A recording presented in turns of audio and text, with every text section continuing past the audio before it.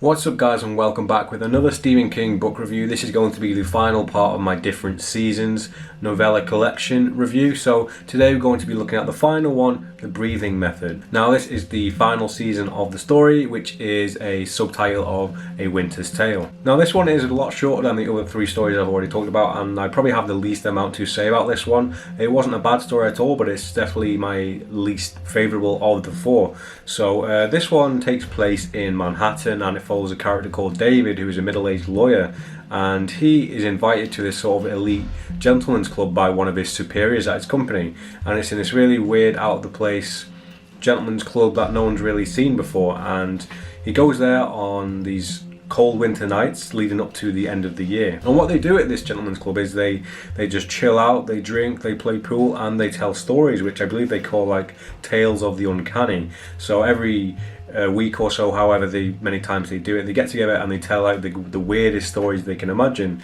Now David isn't really in on all the people there, so this is his first time going to it, and it's just giving his life a little bit of spice. He needs like a new hobby, he needs more friends, so his wife kind of makes him go ahead and go to do this. And The Breathing Method is a story told by a elderly doctor. I think his name is Emlyn McCarran.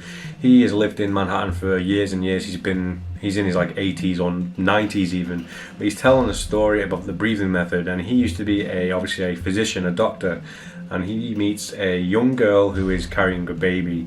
And back in those days, if you weren't married and you were pregnant, it was pretty much a no-go. You pretty much you were shunned by society. So she goes against the rules here, and she wants to have this baby. I mean, she goes there in the first place because she wants an abortion, and it's about her sort of determination to have this baby, and no matter what, she's going to have it. And I think she may even make a deal with the doctor that she's going to go through with it, because he's worried that she's going to just disappear from him after this meeting and just somehow get rid of the baby. So that's sort of the main focus of the story, but this is within a frame story of David, who is going home to his wife, going to work and going to the gentleman clubs, and he's kind of in two minds whether he's part of this membership or not, because he doesn't know whether he's allowed to go back after his first night. So he's kind of in this mindset where he feels like an outsider, but he wants to go back because he's so enthralled by the first night, even though it wasn't the most exciting thing in the world.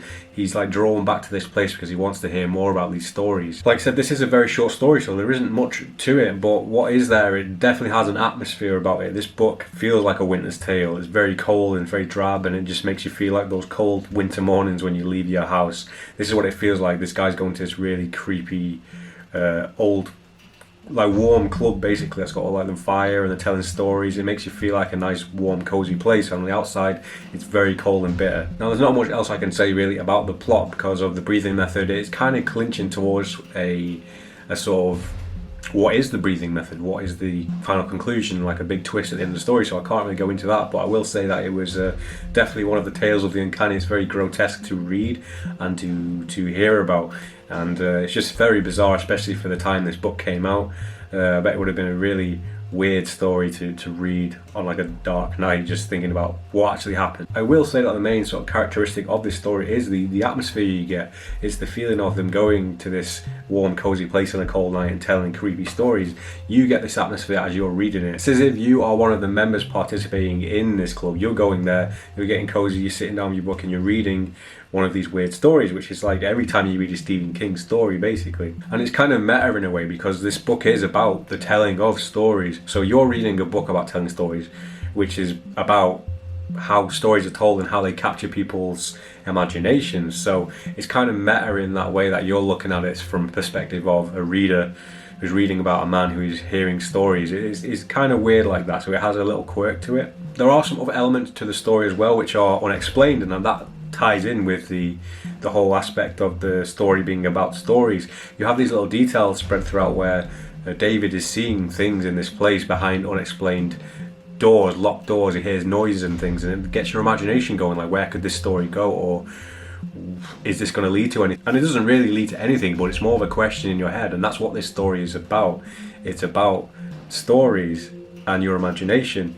And I wish we would have seen more of what goes on in this place, because it feels like it's a out of world place. It doesn't feel like it's real. It feels like this gentleman's club could be a place out of like another dimension or something where just all weird things can happen. Very Dark Tower-y, if you will. I've not read all the Dark Tower books, but it feels like this place could be like a nexus for different worlds and crazy stories, which I do believe this does come back up in later stories, this place, but I have not read the stories that it is in, so I can't really talk about that. But the best thing about this story is the atmosphere you get of the winter nights, because I do believe some of the McCarran's story does take place towards the Christmas time, and that is perfect for now because it's now, as recording this, a week away from Christmas. So I'm reading this, which is wintry and Christmassy, and I'm currently reading Christine, which I was surprised some of it actually takes place during the holiday season too. So that's going to be it for this one. It's going to be a short and sweet review. Like I said, there's not much to chew on in the story other than its kind of meta nature and